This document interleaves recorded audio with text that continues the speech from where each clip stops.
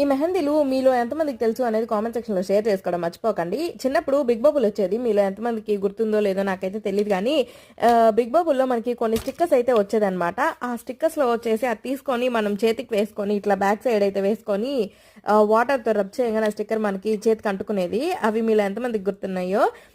Same అనమాట ఇది మెహందీ అలాంటిదే. చూస్తున్నారు కదా, ఇవైతే నాకు 5 షీట్స్ వచ్చాయి. 55 రూపీస్ అయితే పడింది.